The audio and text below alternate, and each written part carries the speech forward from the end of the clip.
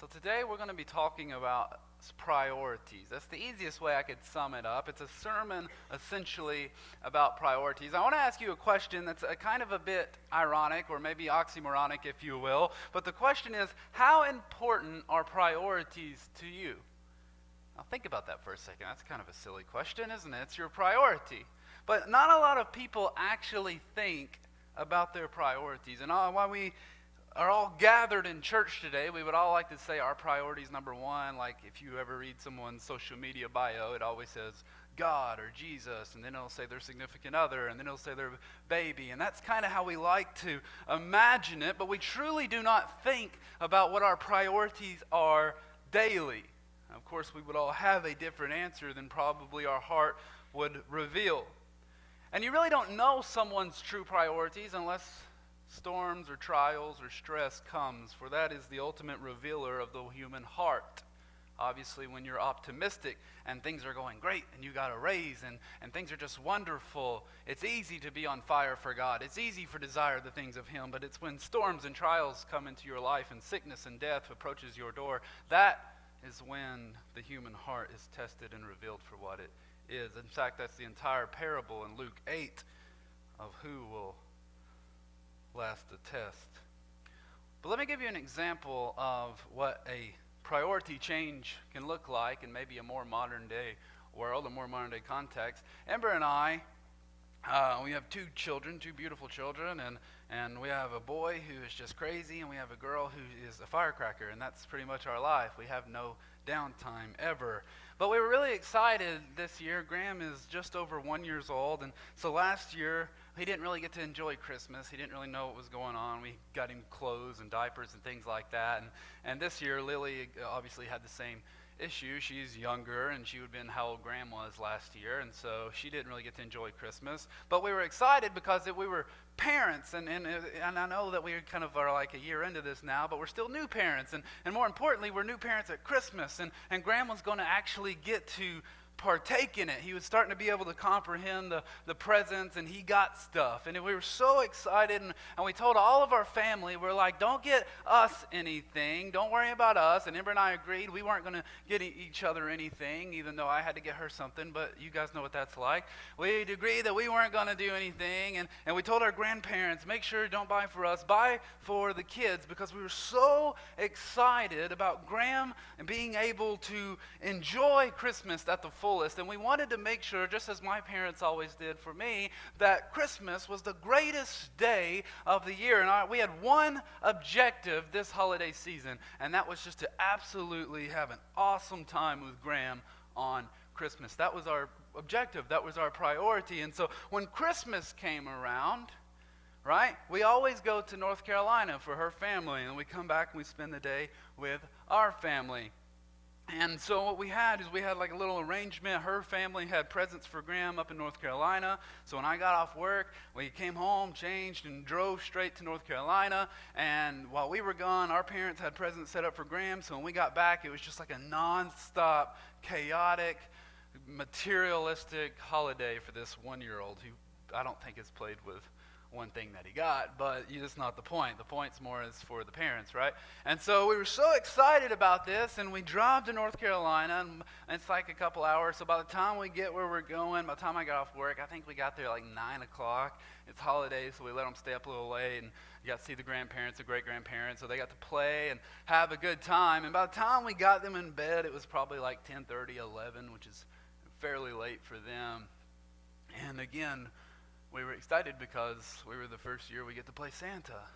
You know, we were, I don't want to ruin anybody's life right now. Hold on, let me do a sketch. Let me do a check. We were going to be, putting up presents and all of great things like that through the night. And so as we go to bed, we're excited. We have one objective, one priority, and that was to make sure this was going to be a great Christmas. But about 3 o'clock rolls around, and Graham wakes up with a terrible fever. He's sweating like crazy. He's coughing. And honestly, he hadn't been acting like himself all day, but we were trying to ignore it and get through the holiday, and we were going to take him to the hospital later. We didn't think it was that big of a deal. We wanted him to have Christmas, and it just did not work out. And so whenever his fever broke and he just began to sweat profusely, and he's just, not himself, and he's crying and just pitiful cries, and he's getting to the age where he doesn't cry that much anymore, so you know when it's real. Everything changed that night. 3:30, we didn't get to put presents out. I didn't get to eat cookies. We loaded up the car and we drove back to Cleveland.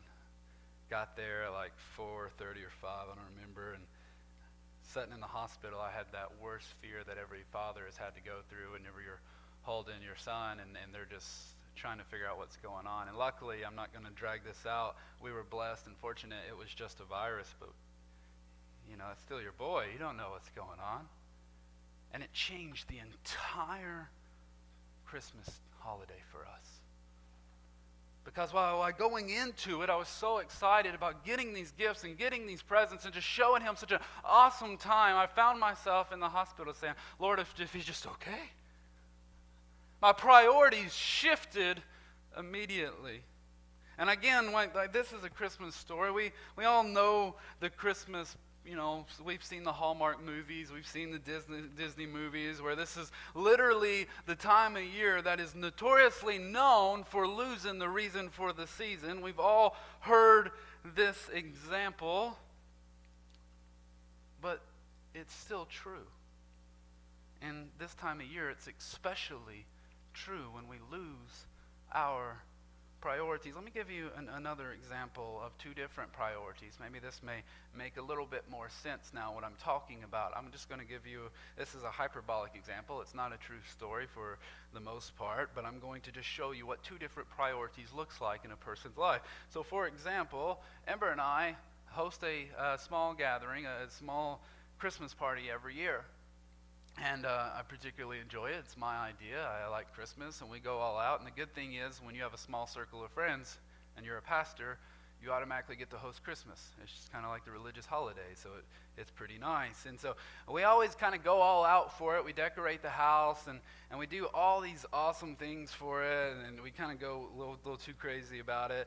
But for like 2 weeks before the day of the event, it's chaos. I have one priority, one objective, and that is to get the house ready. And what I'm about to do is I'm going to show you just a modern day spin on the story we're getting into in the scripture. I'm just going to show you something. Now imagine the day of the event, the day of the party, if you will.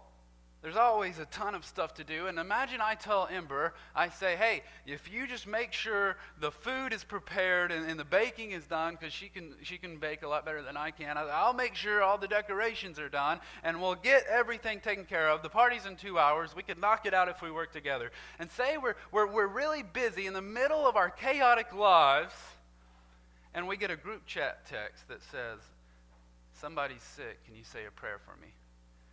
And imagine, just say my place, I check it and I say, okay, praying heart, put it in my pocket and go right back to my life. And imagine while I'm doing that, I look over and I see Ember praying, stopping what she's doing and praying for that person. Two different priorities, two different hearts revealed. And imagine if I was like, Ember, what are you doing?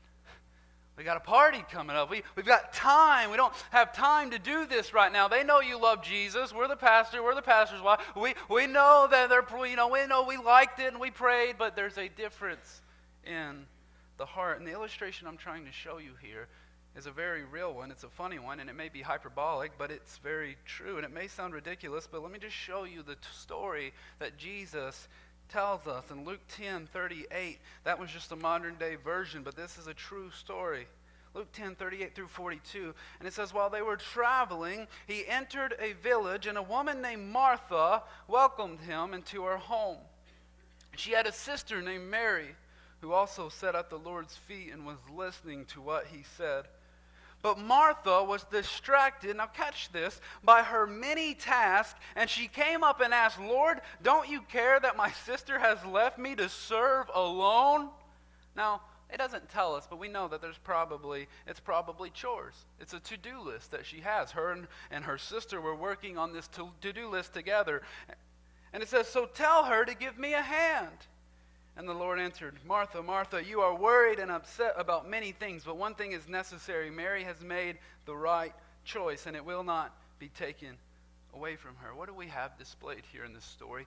Two different hearts. Exact same scenario. Martha has a crazy to-do list. No telling what all she's got going on. And Mary agreed to come and help her. And here they are working together. And then Jesus walks in. And Mary stops what she's doing and goes over and begins to worship Christ.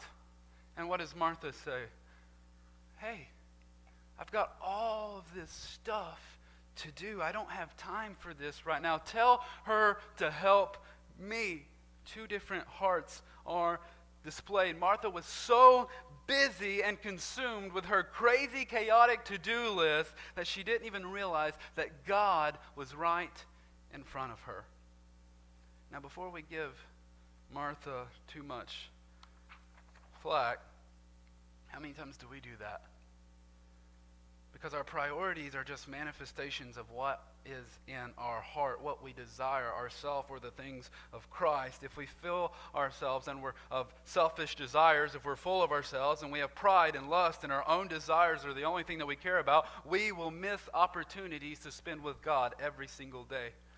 Why? Because we're not looking for them. We are not in tune. Spirituality, we are not caught up with the things that we should be. This is why Paul says in Colossians 3:2, set your minds on things above, not on earthly things. So if our hearts are set on ourselves, it will reveal itself in our times of trials and weakness. You see, theoretically, in a perfect world, Christmas was only designed as a one-time year event to remind us of why we celebrate. It was pretty much an idea is we can't do this 365 days a year, right? So we're only going to do it one day a year. For if we can live for ourselves 364 days, then on that one day, we should be able to do a decent job at living for Christ and remembering why we are on the earth. But the problem is we still miss that day. You see, the problem is we've designated all of this to one day, and we still miss the mark. See, Jesus is not just the reason for the season. He's the reason that we live. It's not just a once-a-year thing. And if I can blow your mind a little bit more, this story with Jesus and Martha and Mary isn't a Christmas story. This was an everyday life. I mean, imagine Martha and her just normal chaos. He didn't say, hey, Martha, it's that time of year again. Why don't you have a Christmas flag up in your yard? Why don't you have an angel on your tree? This was a normal day in the life of Martha that Jesus reminds her, your priorities need to be on me. He didn't just say, hey, this is the reason for the season. It's that time of year again that you need to be a Christian. This was a normal day. So again, before we're too harsh on Martha, I would encourage us to look at our own lives for a second, because I don't know about you, but my life is crazy. We got 2 kids, we've got jobs, and we've got all kinds of stuff. I mean, I don't know about your lives, but we don't have a normal life. And I can hear what you're saying now, Blake, when do I have time to devote to Christ? When do I have time to do a devotion? When do I have time to pray? When do I have time to do any of these things? I mean, think about, for you for just a moment, what does an average day in your life look like? Maybe you have to keep the kids or the grandkids, and then you have to feed them somehow, and then you got to try to keep them alive, and then you got to go grocery shopping on top of that, and then you got to clean the house, and then make dinner, and you got to be a good spouse or a good boyfriend or a good friend, and all of this stuff in the middle of all this world of stress and problems that you have on your back. You're telling me I got to find time every single day to devote my life to Christ? See, this is what Jesus walked into on Mary and Martha, but their hearts were 2 different situations. You see, in Mary's situation, Mary's heart was set on Christ, so it was not a big deal for her to stop everything that was going on and worship Christ. Which one would you be in that situation? What would you be? I mean, think about it for a second. What if you're at Walmart, the worst place in the world, the one place I hate going more than anywhere in the world, and you've got like 2 kids, and you're trying to survive, and you're throwing groceries, you don't even know what you're getting at this point, you're just trying to get out of there, and you're in a hurry, and you're halfway dressed, and everything's going wrong, and you just got off work, and you get home, you got to make dinner, and through all of this rush hour and craziness, imagine if Jesus just stopped you in the aisle. What would you say? Imagine it's not even the holiday, imagine it's like June. What'd you say? Well, I don't really have time to do this right now. I really got a lot going on my plate. I've got kids, I've got family, I've got a husband, and he doesn't take care of himself. I got all kinds of things I got to get back to. Listen, 2 days a year, like that's what you get. You get Easter and you get Christmas. Those are the days that I devote my life to you. And maybe on Sundays sometimes, maybe on Wednesday during not football season, but only those days. Or would you be like Mary and stop everything that you're doing because your heart is set on Christ? That's the lesson that Jesus is showing us in the text. That's the lesson. Why is this so important for him to make sure Martha gets? Because he said, Martha, listen, slow down. I get you're busy. I get that all of your life is just chaotic. But slow down and don't be living your life so crazy that you forget the reason that you are living in the first place. Listen, 2020 is an awesome year coming up. Everyone's excited. I was driving down the road the other day, and I was just bombarded by radio ads for gyms, and all, you guys know the 2020 resolutions, get better financial advice, get better shape, every new year, get a new car, get all these new year resolutions. 2020 is the year to do it. It's what they're saying. It's a new decade. It's a time to finally capitalize on all that stuff that you've been putting off. But I would like to make a more, I would say, longevity request for you. I would challenge you to make 2020 the year that you devote your life to Christ. You say, well, Blake, I'm already saved. I'm not talking about salvation. I'm talking about living your life 365, 24/7 on the behalf of Christ. And see what happens in this church. See what happens in this community when you live your life all the time for Christ. Not just on Sundays, not just on Wednesdays, not just on the holidays, not just the season that has the reason. Jesus isn't the reason for the season, he's the reason for life. He's the reason for eternity. As we talked last week, when he made the world and spoke it into existence, he had you and I in mind, knowing he would have to die for you and I's sins. He's not the reason for the season, he's the reason we're here now. We make our decision, we make lordship, we make our life, surrender it to him, and we live it to him daily. And this is what he wanted Martha to understand.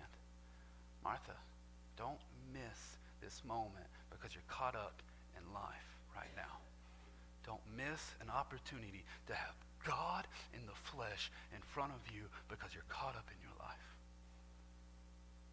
So I want to challenge us for 2020. A lot of us have been saying it for years. I'm going to be a better father. I'm going to be a better mother that's devoted to Christ. I'm going to raise my kids in Christian principles, or I'm going to be a better spouse. I'm going to be a better friend. I'm going to be a better grandparent or father or wife or husband, and all of these titles that we all want to do. I encourage you, why not make that commitment this morning before God? Why not come together with your brothers and sisters and make a pact that we are going to live 2020, and not only individually, but as a church in a way as we strategically try to reach the community for the cause of Christ. What a way to go out for the year. What a way to go out for the year, and then to take a moment, one last Sunday as we're gathered together, and just slow down for a minute and say, let's look at why we're here in the first place. To serve Christ and to make him known in our community. Am I the only one that wants to do that in 2020 in our church?